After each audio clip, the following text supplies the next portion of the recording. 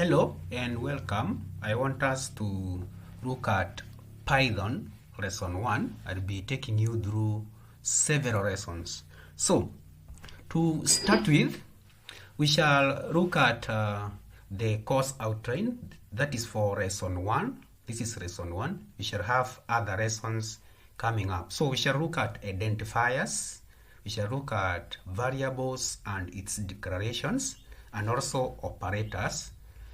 So, when you talk about an identifier is a name used to identify a variable, a function, a class, or module.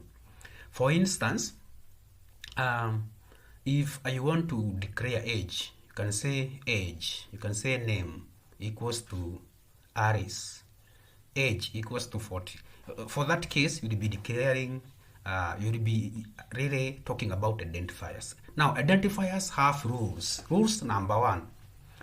The rule number 1 is that it can contain letters A to Z, digits 0 to 9, and underscore, but cannot start with a digit, cannot use reserved words like class, if, def, etc. Now, when you talk about a reserved word, these are words that have meaning to the compiler or the programming language and should not be used as variables. Then the next notice board is that they are case sensitive. This means if you write Gichai in capital letters and somebody else just starts with a capital letter, then the others are small letters, that means different. So if it is in small letters, it is in small letters. If it is in capital letters, it is in capital letters. That is case sensitive. Then we have examples of varied identifiers. You can talk about a variable like student name equals to Berinda Wanja. That one is a variable. It is varied. Age equals to 13. You can see there is a difference between the name and the age. The number, we don't put the double quotes. But for the name or any string, we put double quotes. Then you can also have a constant. Just like the word goes, a constant means doesn't change. It's written in capital letters. Well, remember, in this session, I'll be taking you through Python. And for you to use Python, you must understand the rules that govern that. So a constant must be written in capital letters, like pi 3.14159.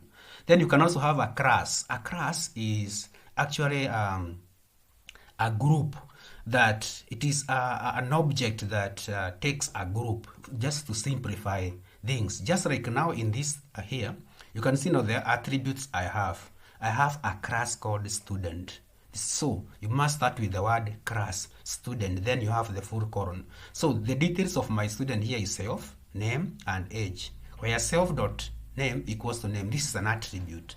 Then here you can see how to print this. Later on, we shall be going to practical sessions. Then we have variables and its declarations. A variable is just a memory location that contains a value, or other people will say names that stores a value. For example, if you say age equals to 41, here 41, that is age contains 41. That is a variable. It's a memory location that holds a value. When you say name, Don Gichai, the name here, it's the name is containing Don Gichai. Height 5.6. Here it means that the variable height contains 5.6. Then we have a variable called Boolean. Boolean means yes or no, true or false. And for example here is male, so true. That means the variable is the variable male is true. That's the guy is a male. Then we have a list, just like the word goes. List means several items. For example, favorite color here may contain blue, green, and red. So when you're printing them, you use the keyword print, and then anything that is text is you can talk about text or a string. It is crossed by double quotes. So you can look at this later on when we shall go to the practical session, how just to print that. So here, explanation is that age contains an integer. An integer is a number, 41. Height stores floating. Floating means it may contain a decimal. Male, I have talked about Boolean. Then the favorite class is arist. That means holds multiple values for that case.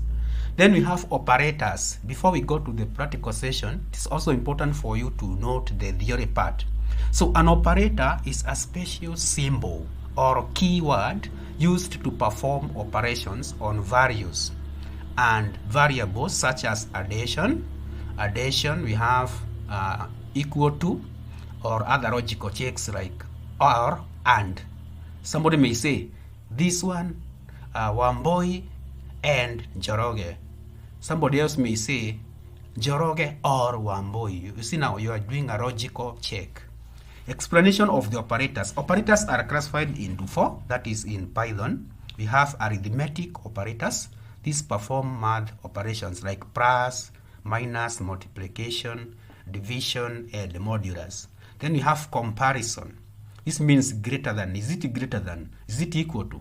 Not equal to. That is one you are comparing, and that for that case that is comparison operators. Then we have logical.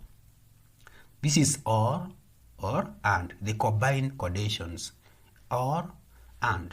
Then we have assignment. You are giving, like for example, you may say this student maths equals to 50. I have assigned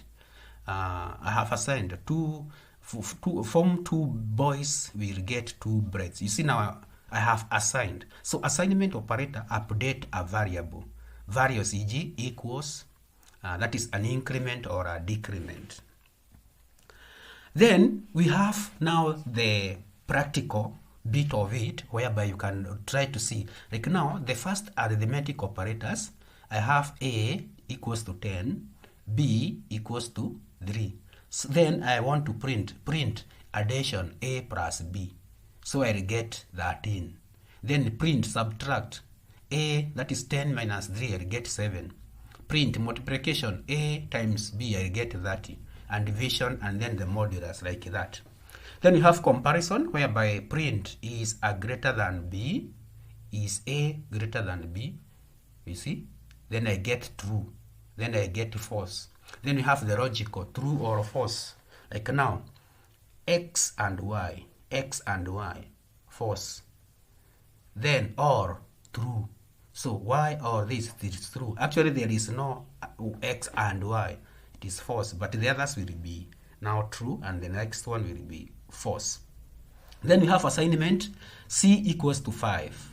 You see, these ones now I am giving a certain value to that one. So we shall now use this one to perform our calculation, our operation. For example, we shall start by declaring variables.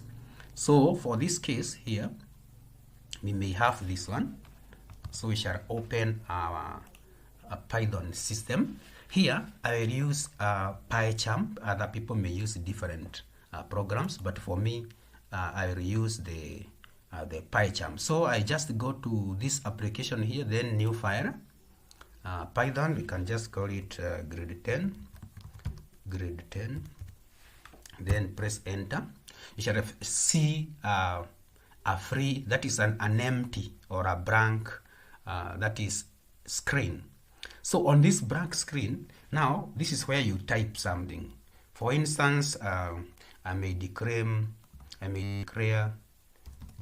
my name.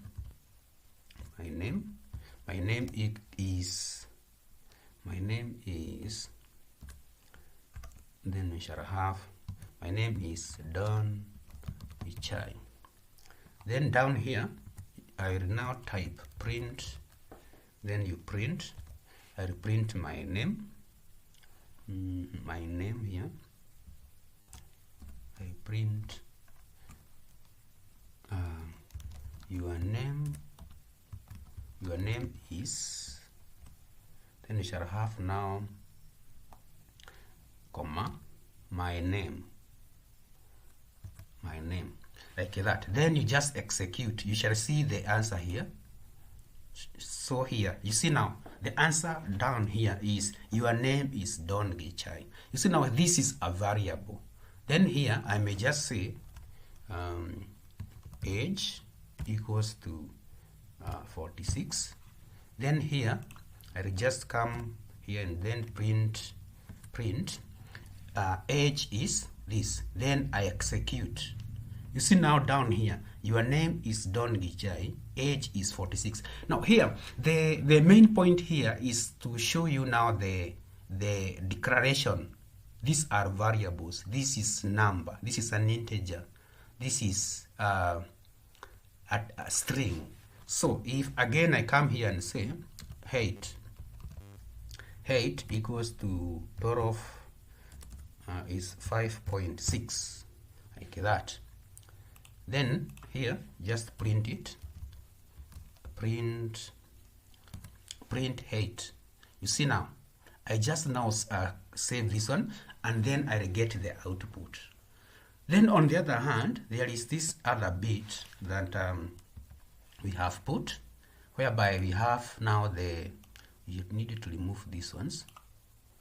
We type ours here. So we have A equals to 10. And then we have now, we have B equals to 3. Then here we want now to print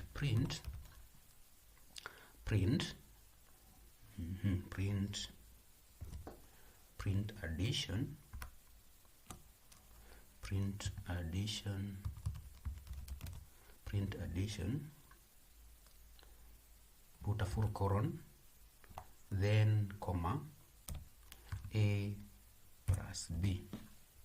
See, I want to remove this one, this part, so that part, this one should be start from line 1. So we execute this. You see now, addition down here, addition is 13. You get the answer. Like now again, you can just go to subtraction. Print subtraction is A minus B. You see, enter, then execute.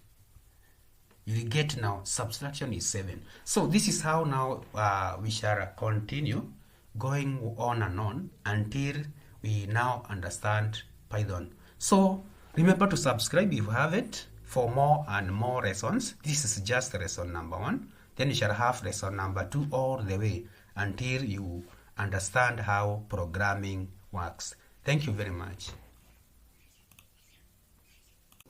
Hello guys, welcome to Python lesson 2. In our last or previous series, we checked on part 1. So I want us to go straight and have a practical session in part 2. But before we do that, it is important for us to first of all look at the course outline, whereby we shall look at control structures and functions. Then in our next session, we shall now look at data structures. So what is a control structure? And this time around, remember, we are just reviewing this, then we go straight to the practical session. So we have the definition. A control structure is a statement used to control the flow of a program. Not really a Python program, but any program. So a set of instructions that control the flow of the system or a program is called a control structure. And we classify them in sequential, selection, iteration, loop control statements, and nested control structures.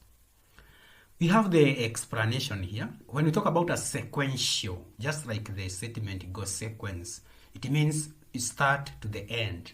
That is, like for example here, we have a situation whereby I may type print start, then print we are learning Python, and then end. You see now we have the start, then we learn, then we end. That is sequence. Then we have now the nested control structure. Nested here means we are running about a control structure inside another control structure. Remember, we shall do this practically. Now, like we have the explanation on your extreme right hand top corner, whereby we have for number in numbers, that is iterates through each element. Then if number is equal to 2, It checks the current number whether it's even. Else, it handles the case where the number is odd. So, in our extreme left, we have the example, number 1, 2, 3, 4. That is our input. Then we have the for loop. Then we have now the if. You see now, the if is inside the for loop. That means for numbers, that is the output. If now number is 2 plus 2 plus 2 plus 2 that way, then it is say that is an even number. Else, that one is an odd number. You shall look at that one later on. This is just a recap. Then you can be in a position to understand what you shall be doing practically. Then we have the selection control. It is used for decision making. For example, here I've given you examples of selection control structures. We have if statement. Remember, I'm using Python. If else statement. Then we have if else statement. For instance, if statement, we can say age equals to 18. So if age is greater or equal to 18, then we shall say print you are an adult. Then we have now if else. This is different now from if, where we have one condition. Now this one we might have one or two conditions. Like for example, we have now max equals to 45. Then we ask ourselves if, that is as a decision, if max equals to 50, then we have to say pass, else fail. On the other hand, we have if, else statement. Like now score equals to 75, then if score is greater or equal to 80, grade A. Else if score is greater or equal to 60, print grade B. If score blah blah blah up to down there. So this one now is if function. That is selection. Then we have iteration. Iteration means repeating. So a statement must be repeated more than once. For example, we have the for loop and while loop. Those are examples of iteration. So for I in range 1 to 6, print I. So here, that means if somebody, for example, enters 1, it will print 1. Here, I here means any number between 1 to 6, that is the range. Whereas on the other hand, we have count. So count, we start from count number 1 until it is less than or equal to 5. So 5 is inclusive, 6 is not, 0 is not. For that case, we say count 1. So we say if somebody enters 3, it becomes now 4. Because it is count plus now the entered value. While count is less than 5, print count. Like that. You go adding 1, adding 1. Then we have now the loop control statements. We have break, that means stops the loop. We have continue, this skips an iteration. Then we have pass, does nothing. It allows the program to execute normally. On your right hand side, we have our range of 1 to 6. So if I is 3, print break at. This means exits the loop completely. Why? We are breaking. So if a number is not equal to 3, it breaks completely. Then if number is equal to 2, continue at. This means it skips the rest of the iteration and goes to number 2. Then we have pass, does nothing, just a placeholder. That is print pass execute. We shall now go to that. This is just a recap to make sure that you are in a position to handle the control structure. So let's now go to the real life situation, whereby now like here we have this loop here. We have our loop here. Our loop here starts from number, that is the entry. So we need to open our PyCharm. There are many programs that can run Python, but I usually use the PyCharm. PyCharm is a bit advanced, but it's also good for starters. You can use it if you wish to continue to higher levels later on. So we have, for example, this program of ours here. This one here, for example, I move this. Now this is our editor window, whereby I need to paste the code that we have looked at there. We have this code of ours here, this one, whereby we have the numbers. For that case, now when you want to perform a nested control structure, like the example I have given here, so you just go now to your program and have the code there. Now here, this code of mine here in the code editor window, we have now the number. If a number is now not 2, it will be odd. If a number is not if a number here is not really divisible by 2, that is the modulus here. This says not divisible to 2. That means it will be given option number 2, odd. But if the number is divisible by 2, then the number will be, for that case, the number will be even. And for that case, once you now type the code in the code editor window there, you need now to execute, and then you receive the results here. So you run. And for that case, you'll notice that 2 is even, 4 is even, then we have 5. 5 is odd. So this one now takes us just like we have found here. Then you can proceed to the next one here, whereby we checked on, we want to look at this situation whereby we have print start. This is obvious when you just have print start, print running Python, print end. That is a sequence. The program now executes in that manner. So here, you see now we have print, then whatever you want to print. Remember, we said if it's text, you have to put double quotes. So we have said start,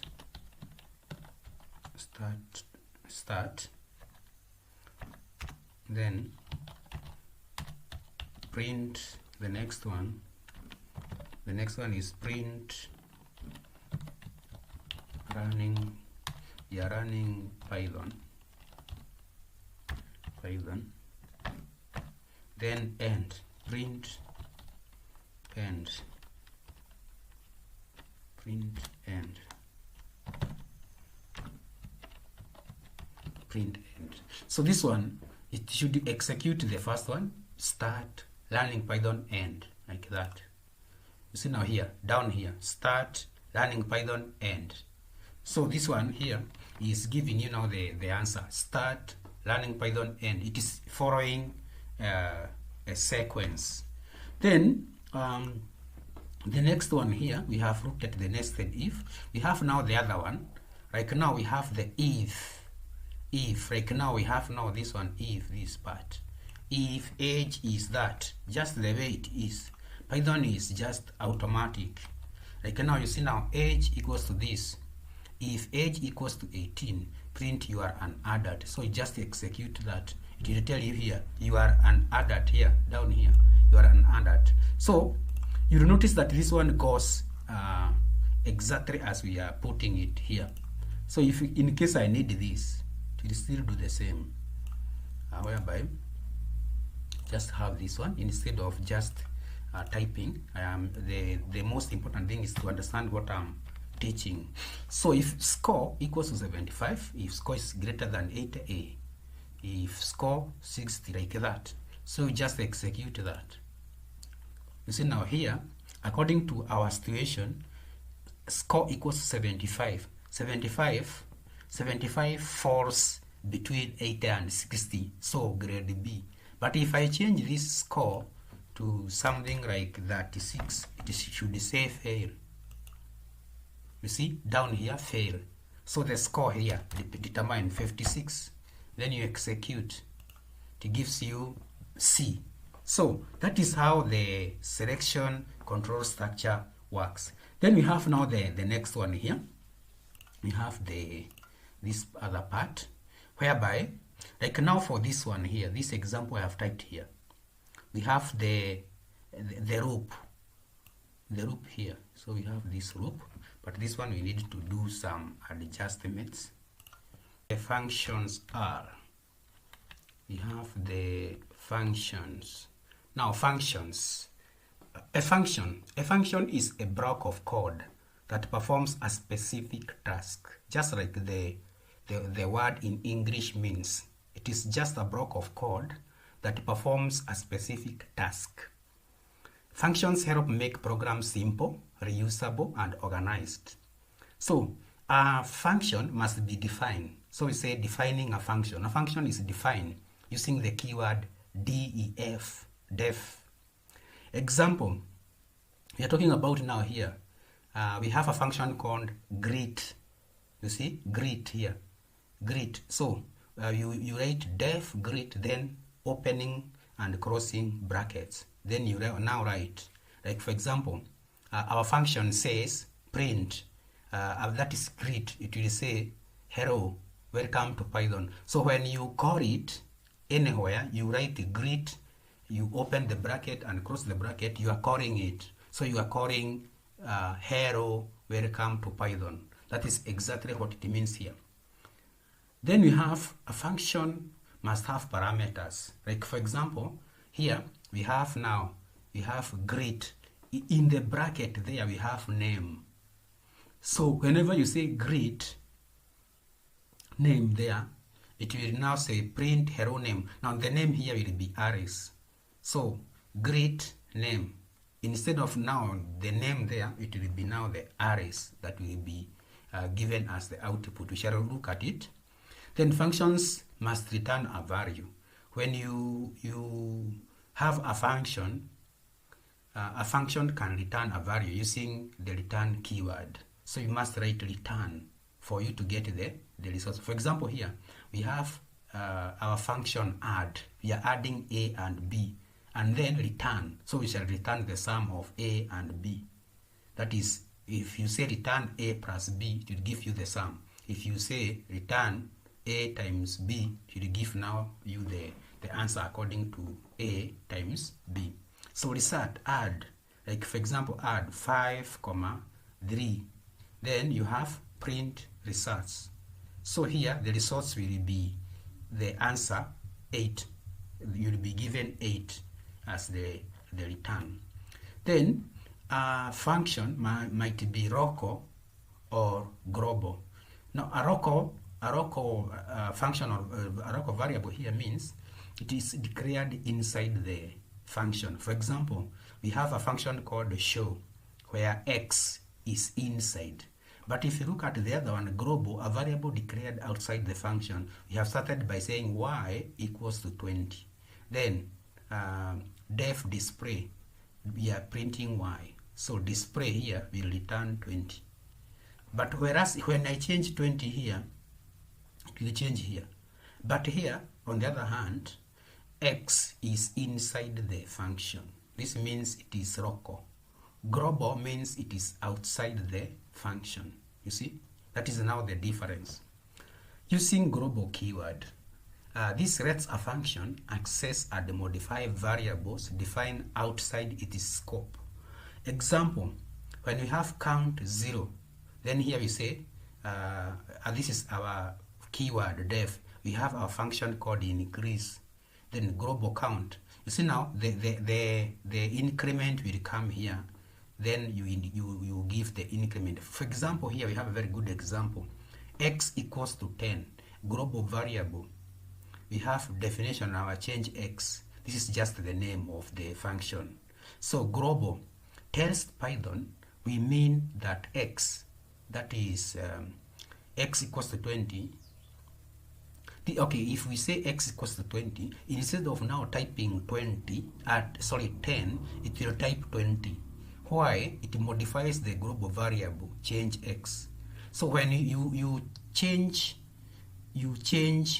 x to 20, instead of giving now 10, it will give 20 because you have changed the global. That's why we are using now the keyword that is global.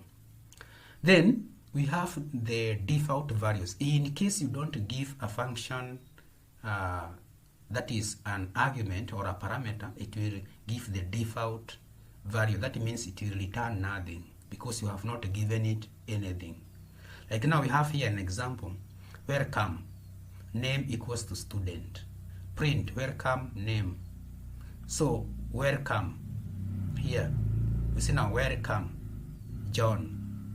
In case now you don't give anything here, the function, we say the default value are used in if no arguments is provided.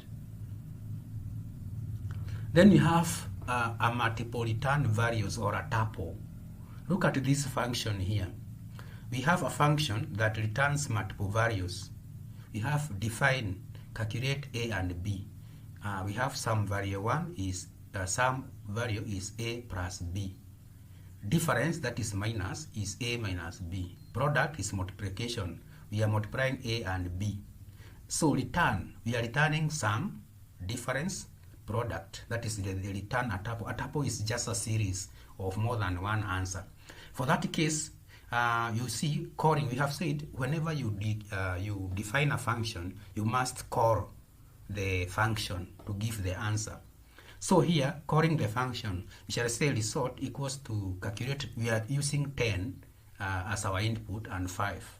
So when unpacking the returned values, or when now giving the answers, you can give them any values. For example, sum up there can be represented by letter S. It can be X, Y, Z. Difference there will be given by D. That is, you can give any when unpacking the return values, so that you can now get the answers. So let's try this one. Let's try this one. The last one here. We just need us to have this. Remember, hash means comment, non-executable. It means comment, non-executable. Let's just have it here. Then you can be in a position to look at it. Can just remove this some of the stuff. So we have, I had pre-typed this, and to save on your time, you don't need to keep on typing. So here we have now the function that returns multi-values. We have calculate. We are calculating A and B, and here our A is 10, our B is 5. Don't forget that. And then remember, when returning the sum of A and B, which is 10 and 5, difference, that is minus, product, that is multiplication, I have said you can use any letters here. S here stands for sum, D here difference, P here product. So then you must give the print, so that you can get the print in the printing zone here in the console. You must have, like for example, I want to see the tuple. The tuple is the three numbers arranged in a stack or in a list. That's why I'm calling it a tuple. It is a list because I have sum up there, difference and product. So they must be given in 3. Then you can give them 1, 1, 1.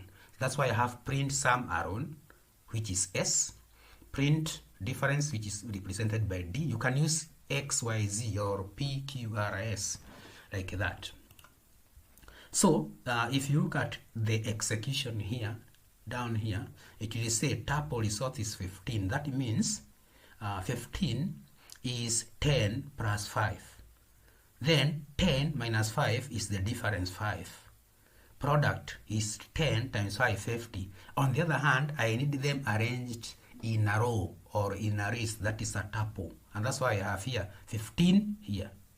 5 is here. Product is here. So this is now how you can use a function to return more than one value that is on a tuple. That means you must be in a position to give the answers individually and also in a straight line, one by one. For example, you may have the, like now, for you to understand better, you can have now calculate, you can say now calculate, you can just say calculate X x and y. And then you just have now here, this one now becomes x, this becomes y, just change, this becomes now x, this becomes y. Then this one, instead of saying this one some value, can just say some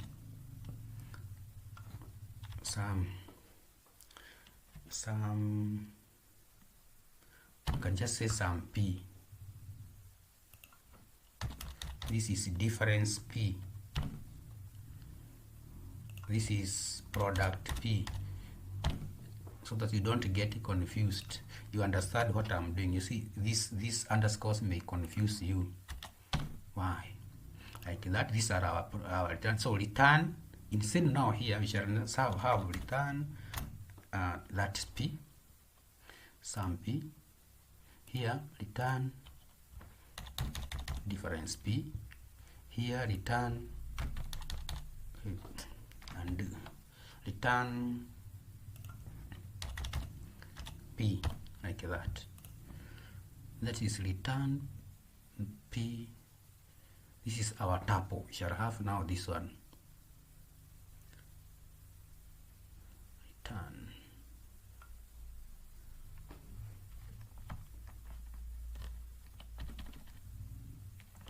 So here we have return difference p. This one is return p. So this is our tuple, our list.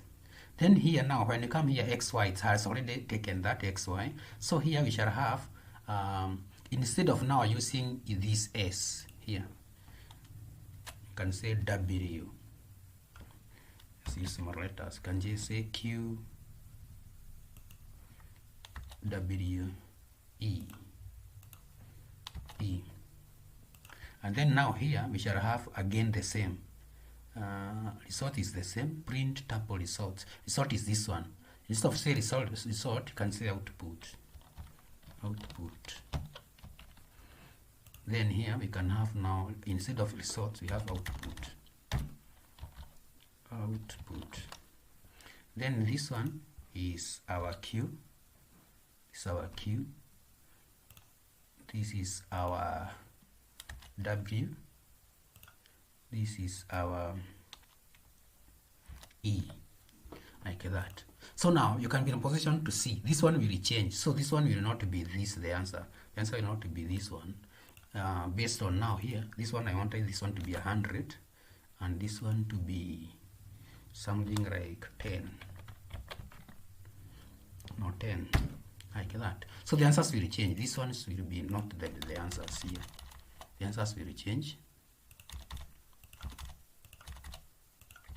So what do you expect here? We have said this, our value is calculate now, calculate 100 and 1. You have said 1, calculate xyz 101, calculate and 1. So the answers will definitely change. This is 101. So when we run this one, you'll definitely see different answers. Just a moment. Calculate 100, 1.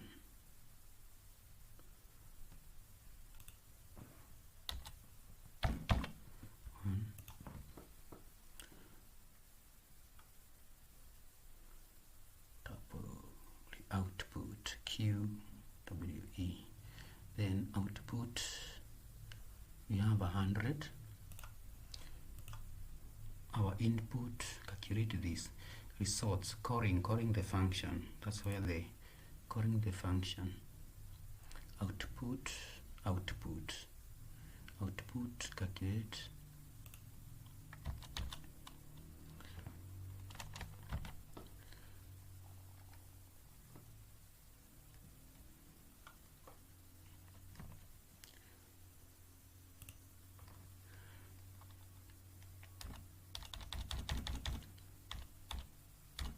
Calculate 100, comma 1, then close the bracket.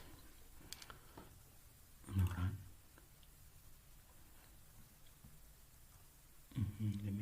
this product P.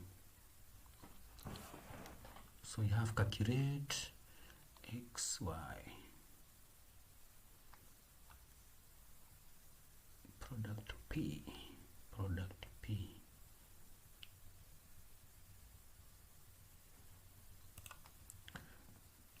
Just have this one.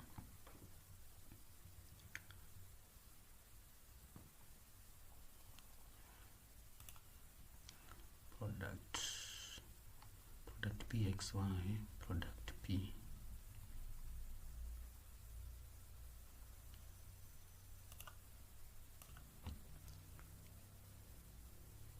Okay, from the error here, the error is capitalization, I think. Let's look at the capitalization X, like that. Then we have X. The error should be somewhere in 8. Says fire to put calculate 101. Calculate this product P. Definitely make sure the spellings are always the same. Calling the function output this under 100. Calculate. Here to calculate.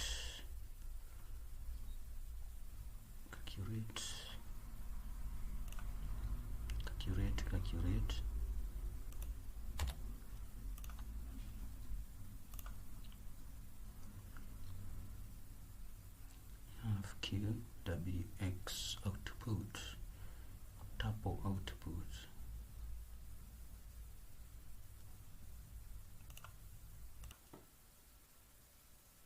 So we change this one Y to small letters like that, then execute. Good. So you realize that now the answers changes. The sum becomes 101, 99 and 100. That is the way that one now works. So that's how now the multiple functions are. Now remember, when working on this Python, you must be very accurate, and I would advise you to be using small letters always, unless you are dealing with a constant. Like, for example, when you are defining a constant, pi equals to 3.14142, I approximate. You see now, this is pi. So when this is now a constant, this is a constant. It is written in capital letters. So when I, for example, I just come here and say radius equals to 7, let's say 7 centimeters. Then we have now the height.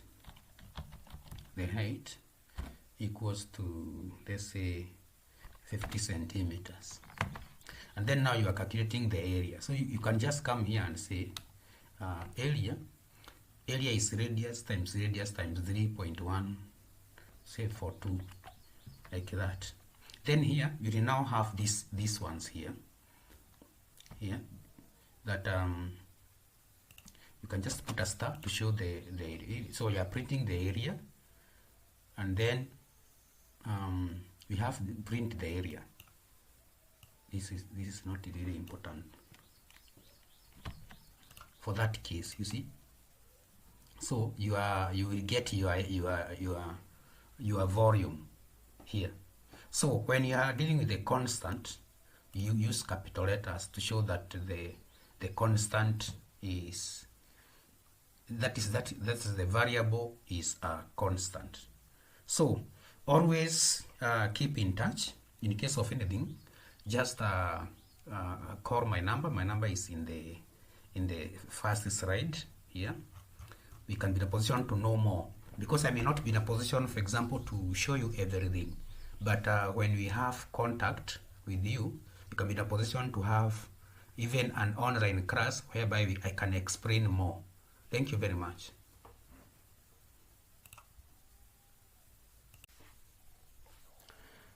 Hello guys, let's continue with our sessions in Python. Today I'll be taking you through Python lesson through, that is data structures. In data structures we shall look lists, tuples, sets, dictionaries and others. Now, what is a data structure or what are data structures? Data structures are ways of organizing and storing data so that they can be accessed and modified efficiently. So basically here, we are talking about how you can organize, how you can arrange and store data for easy modification and for easy access. Now, choosing the right data structure improves performance, scalability, and readability of programs. Then it is also important to know there are some inbuilt, that is, data structures that are available in Python. Remember, I'll be showing you through Python. So we have lists, we have tuples, sets, dictionaries, and also we have arrays. So let's start with list. What is a list? Now, just like the term looks like, a list is a collection of items. Items ordered. They keep position, that is, they are arranged. Well, you can change items, that is mutable. We use the term mutable to say that you can change. You use the word immutable to say that it is unchangeable or it is not in a position to be changed. Then, it is written using square brackets. You can see now the square brackets. Note that you don't use the curly brackets, the braces, or any other, but use the square bracket. Now, what are the real life examples? You can talk about a list of students: Pauline, Caroline, Peter, Paul, such. A shopping list. You may have wheat flour, maize flour, such. Marks of students. Those are real examples. Then we shall now later on go through practical sessions after I am through with the explanation. For example, in Python, you may have students, that is John, students equals to John. We have Mary, Ari, Jane. Then you print the students. So Python will print John, Mary, Ari, and Jane. Then you can change. For instance, I may change, I may remove Ari. So for that case, I'll say, now there is students.remove into bracket Ari. That one will remove Ari from the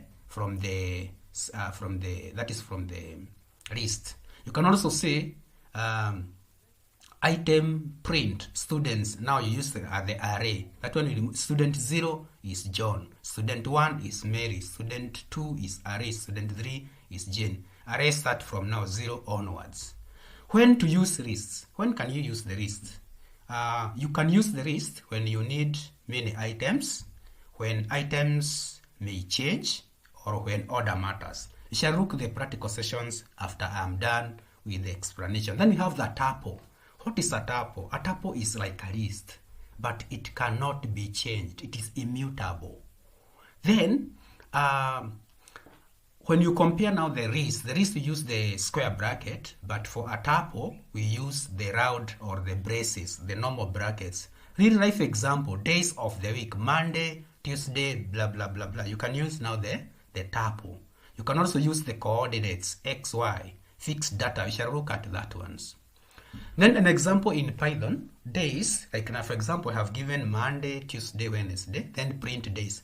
But it is wrong for you to use days, then use the array, 0. That one is not allowed. When to use the tuple, when data should not change for fixed values and for more secure, it's also more secure than the lists. Then we have a set. What is a set? A set is, this is a data structure that sets or stores unique items only. No duplicates are allowed. Items are unordered.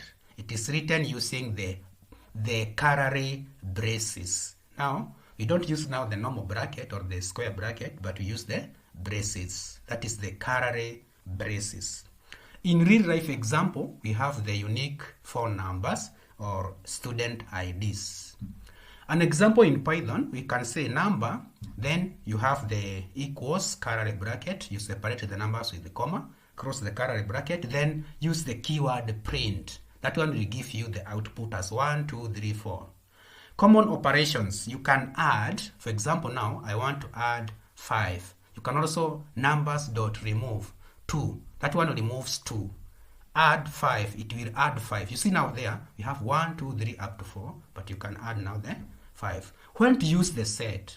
When you want no duplicates. For fast searching and for math operations, union and intersection. That one you will do in math. Then we have the dictionary. What is a dictionary? It stores data in key value pairs like a real dictionary, written using curly brackets. So this one is just like the predecessor there. Student name. In a real life example here, for example, student name, Max, phone contact number. You see now, that one explains the system there. For example, student equals, we have name. It will produce John, age 18, Max 75. You can access the value. For example, I want to access name. You can just write print student square bracket name crossed with double quotes. That one will now access John. The answer will be John. Student Max, that one 80. It will now this change. You see now this, we are using the word change. Change. The Max 75 will be alternated. It will be replaced by 80. When to use the dictionary? When data has meaning, when you want fast access, and best when you want best records. Then you have a string. What is a string? A string is simply text. It is crossed by double quotes. It is immutable. It is unchangeable. Then we have real life example. We have names, messages. You can also have passwords. Then an example, message. For example, message hello Python, print message. That one will say, we just display on the screen, hello Python. Then string operations, you can say print message.upper. That one will give the message in capital letters. Message.lower, this one will give you the message in small letters. Then print message, that one will now give you the first character of the text of the sentence. Actually, for the first character of the word. When to use the string? When working with the text, names, sentences, files, or passwords. Then we have a stack or using list. What is a stack? A stack works as RIFO, rust in, fast out, rust in, fast out. Then you have now like a pile of books. That's a good explanation there. Then you have real life example when you are using undo in computer or press stack. When you're using undo, it will actually start with the last one, then all the way to the first one. An example, stack. Use the square bracket, that is for declaration part. Then the stack append. Append here means add book 1. Stack append book 2, add book 2. Stack append book 3, add book 3. Then now print the stack. Here it will say book 1 because you have not actually given any number there. When to use the stack? When you undo in the computer, redo. When you are doing function calls, we looked at function calls in my previous lessons. Then you have backtracking. Then you have a queue. A queue is a line. Now this works with the principle of FIF or FIFO, fast in, fast out. Like people in a line, or in a bank line, or in a printer jobs. The first work you send to the printer is the first work that will be printed. So fast in, fast out. Just like in an ATM, when you queue, the first person will be given the services first. So fast in, fast out. An example here we have now from corrections input, the queue. Then the declaration, queue.append. Now append here means add. Then when you say left here, you are removing. Left, you are removing. So for our case here, we are saying print queue, that one left. Now the word now left here is removing the first one. So it will actually output student number 1. When to use the queue? When you are scheduling, task processing, or waiting lists. Then you have the array. What is an array? Array stores same type of data. Uses less memory, faster for numbers. Like in a real life situation, you can work about prices. They are of the same data type currency. Ages, they have the same data type number. Marks, the same, or integer for that case. An example from array, import array marks. Array, we have now the declaration, the I here now representing the numbers. You have 60 up to 90. Print marks. So you expect the output to be array I 60, 70, 80, 90. That one will be now the printout. Then you can also access an array. Like now, print marks 0. Remember, an array starts from 0 onwards. So here, for our case, 0 is 60. So when you print marks 0, you will get 60. Print marks 1, you will get the answer as 70. Like that. So when do we use the array? We use the array when you have large numeric data. Memory, when you want to utilize the memory well, memory efficiency, and when you are doing mathematical expressions. So guys, remember to subscribe on this one. And also, let's now go to the practical session on here. I'll be using PyCharm. Now, let's start with the array part. For instance, from the example I have here, I just have this one already had worked on it. So, for this case, we have from array, import array. Here, you see marks array. We have all the way. Now, I want to access 60. To access 60, from our example here, access 60, I need to type now this one, print marks 0.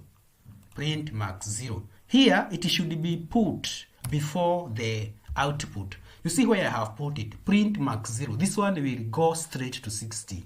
So, look at the output here on this part that I have highlighted.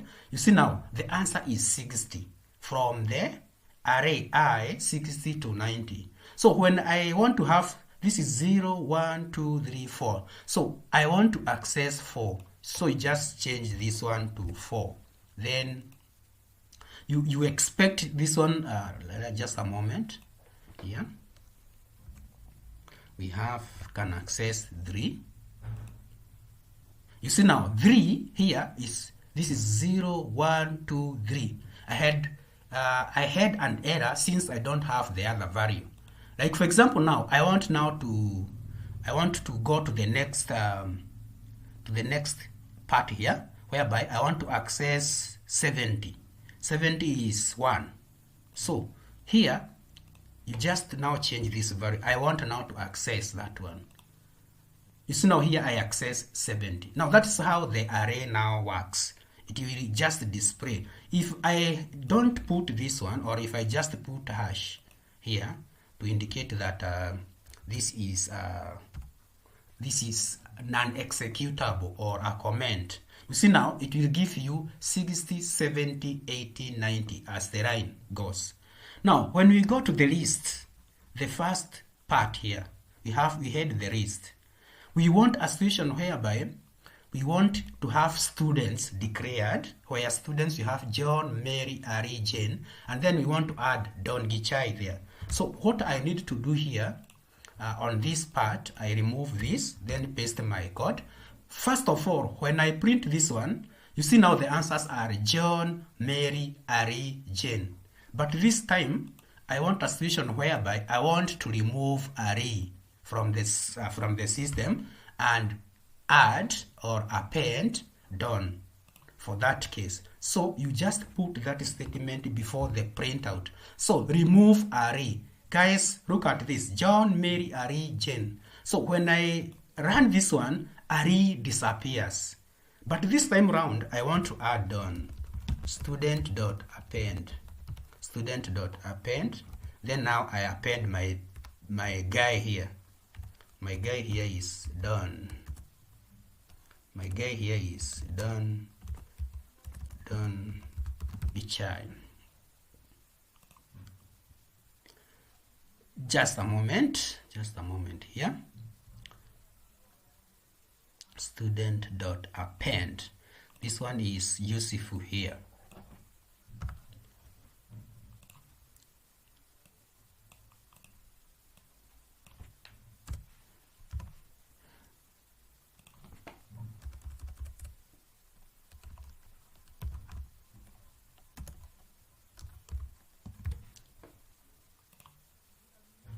There we are. You see now, when now I add this students.append, here I have removed Ari, but I have now added Gichai inside there. So that's how now the list works. When we go to the tuple, we go to the real situation of a tuple. You see now this one is a tuple. We have days, we declare days and we print days. And remember the text or the string is enclosed using double quotes. So for this case here, I have now this one. Days, Monday, Tuesday, Wednesday. Then when I click print, you see now I have Monday, Tuesday, Wednesday, given from that session there. So this is how now you work on this one. For example, for the sets, if for example now I want to have the sets here. Remember, I'm using PyCharm. There are various compilers. There are various programs you can use. There is VC Code. We have Notepad++, and others. But I opted to use PyCharm. So guys, thank you very much for watching. Remember to subscribe. And also remember to share these videos. Later on, I'll be doing OpenAI exams. I'll be doing Form 3 and Form 4. And later on, I'll be doing the midterm revision. Thank you very much.